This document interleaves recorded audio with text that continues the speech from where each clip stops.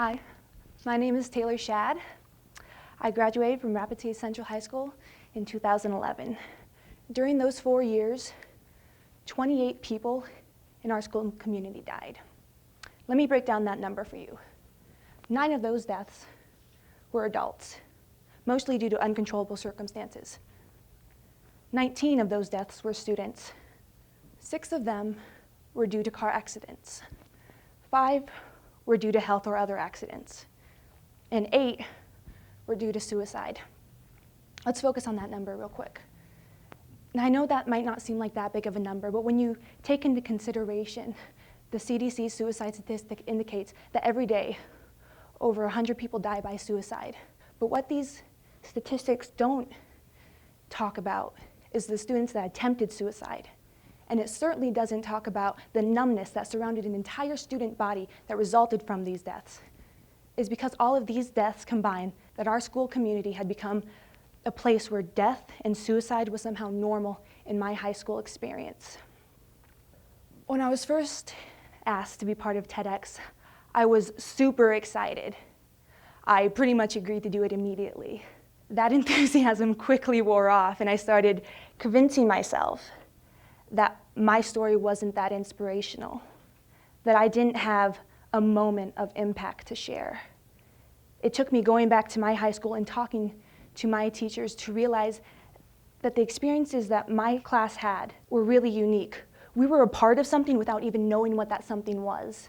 My class set things in motion when help and tangible solution appeared to be scarce.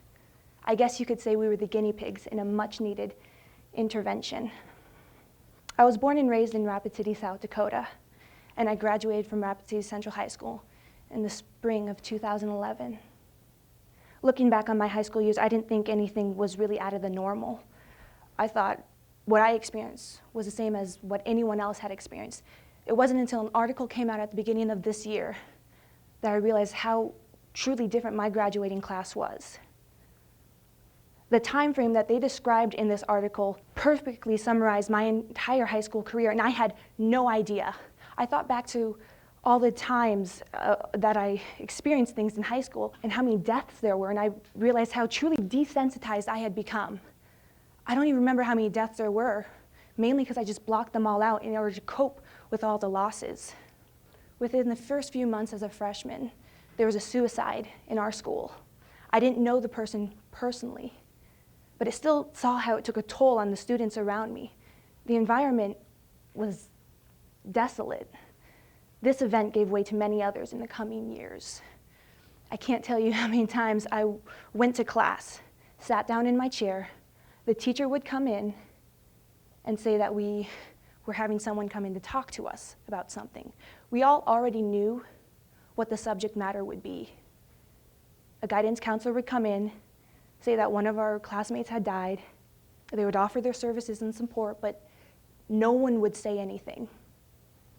And then we would just continue with the regular curriculum. I became so accustomed to these circumstances that they were no longer shocking, it just was. It's like we were all stuck in this mindset that conventionalized the irregular, because death and student suicide should never be a regular occurrence for a student to have to deal with. So what do you do? As an educator who's faced with these problems and these varying degrees of challenges, how do you handle that? Clearly, the traditional methods of teacher-student guidance wasn't working. It was a bandage. Counselors were always available to talk, but if students do not feel that connection to the person that they approach, how do you get them through the door? How do you close the gap of crisis when dealing with such raw emotions? Now, I know that this isn't a new or innovative strategy by any means, but to us it was. My guidance counselor, Tim McGowan, along with a few of his colleagues, decided to start a new program that put students at the forefront of coping with these issues.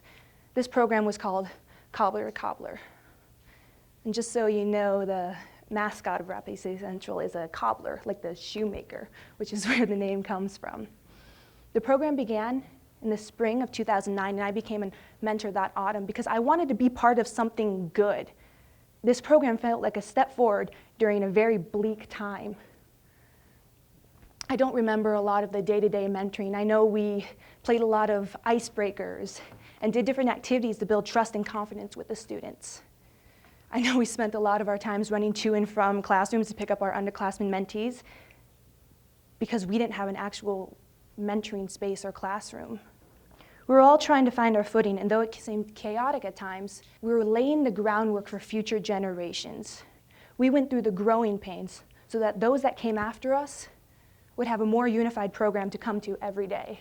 We mentors were taught to deal with the tough situations because underneath all the silly games and laughter, this program had a specific purpose. I didn't know what this purpose was up until a few months ago. I went back to my old high school and talked to my guidance counselor, Mr. McGowan, and I asked him, why did you start this program in the first place? And he responded, we started this program to keep kids alive. Simple, right? 9 years ago, I would never been able to understand that concept. How do you keep students alive simply by having them talk to other students? Students are just children. They're not capable of that kind of change, right?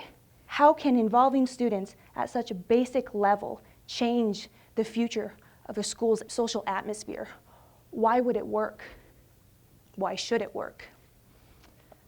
I currently work as an AmeriCorps VISTA in the Rosebud Reservation, and it's clear that tribal communities have their fair share of struggles to face. I was talking to the spiritual leader the other day, Butch Artichoker, about this experience he had a few years back in the Pine Ridge area. He was put in charge of this hall that kept getting vandalized. So the community decided to come up with an idea that they were going to paint the walls of this hall with a mural. They didn't really believe that it'd work, considering how the young adults and students treated the space. But Butch told them his plan. He said those that kept ruining the space need to be the ones involved in creating the new mural, because if they build it, they won't destroy it. I took his words and applied them to my own situation.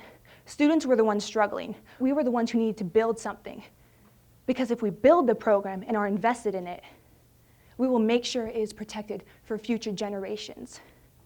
Good, intentional systems outlast individual people, and what we were doing was creating a system in which students were the bridge that connected other students to trusted adults, because that is where it broke down in the first place.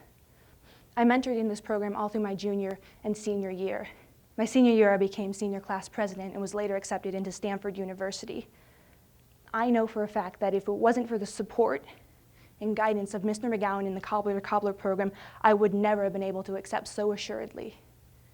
I graduated from Stanford last summer with honors, and upon returning home, I was asked to be on the board for Networks of Support, the organization that derives from the original Cobbler to Cobbler mentoring program. I was able to come back and see what had come from my experiences and those of my classmates in high school. So now you know where the program was and what kind of barriers it breaks down. But I have a feeling you're wondering, what is my moment of impact? What's the point of me standing up here and talking about my high school years? I started writing this talk months ago. I had a very specific idea of what I wanted it to look like. I studied and watched dozens of inspirational TED Talks, and I started convincing myself that I was going to come up here and throw some amazing, world-changing quotes at you and completely redefine your idea of what peer mentoring and suicide is.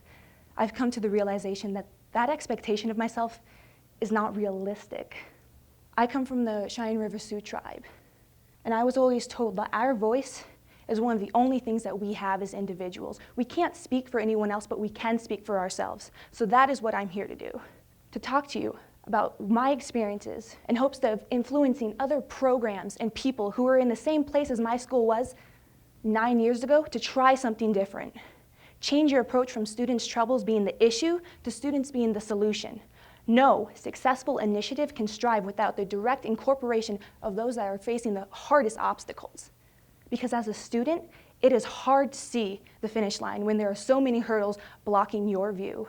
I truly believe that these issues that students are facing and continue to face are only a small fraction of what can be and will be an amazing, wonderful life. I was thinking about how I try to understand difficult situations and how some people might wonder how certain students succeed and other students struggle. And I came to the conclusion that when I try to learn something, I do it through mental imaging. I'm a visual learner. So when I'm trying to reference something or memorize a speech, I have to give it a physical image in my mind. Now I know what you must be thinking. You know, looking at my introduction and what I've talked about up to this point, you're probably wondering, what does suicide have to do with mountains?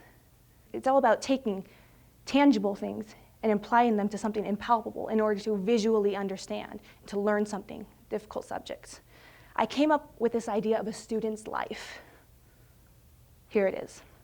Every student has the capacity and potential to be a mountain. Who wouldn't want to be a mountain, right? They're resilient, strong, durable. They face the toughest climates and are still standing at the end of the day. Okay, so you have students as mountains, but I still struggle to figure out why certain students succeeded and other students didn't. Why students didn't thrive and want to survive. So I came to the conclusion, again, mental imaging.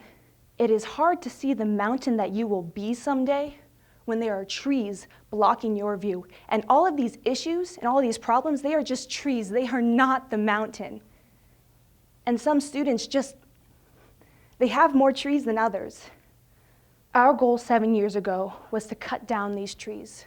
Our mission today is to make sure that these trees never grow back. Do you see the difference of where the program was and where it is now? We've moved from reaction, cutting down trees, to prevention, making sure they don't grow back. I am proud to say that as of this year, many of those trees have not grown back in a very long time.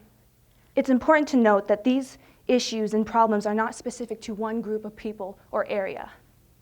I thought I was in the clear when I went to college. I was wrong. The pressures of being a student in a larger learning environment do not stop once you step out of high school. My senior year at Stanford, someone in our school community died. Again, I didn't know this person very well, but it still took an effect on me. It took me back in time pretty much. I felt like a freshman all over again. I didn't know how to help or what to do, so I just blocked everyone out. I didn't let the emotions and the sadness that my peers felt touch me. I desensitized and disassociated myself once more. And it didn't feel good, but old habits die hard. My moment of impact would have to be coming to the conclusion that suicide is not an isolated event. Even when you think you're in the clear, something can always come back. Fortunately, there are programs like those provided in peer mentoring that help build the capacity to handle these situations. Because impact and growth doesn't happen in the span of a few years, but over a lifetime. And moments make a lifetime. I want you to know that I didn't come up here with the answer to fixing suicide and death within schools, because I don't have that answer. What I am here to do is to explain to you how you can handle and discuss difficult situations that is placed upon you as individuals and as a community. I got a text message from Mr. McGowan the other day, and he said that as of May 22nd, 2016, Rapid City Central had its first graduating class that did not experience a death of another student.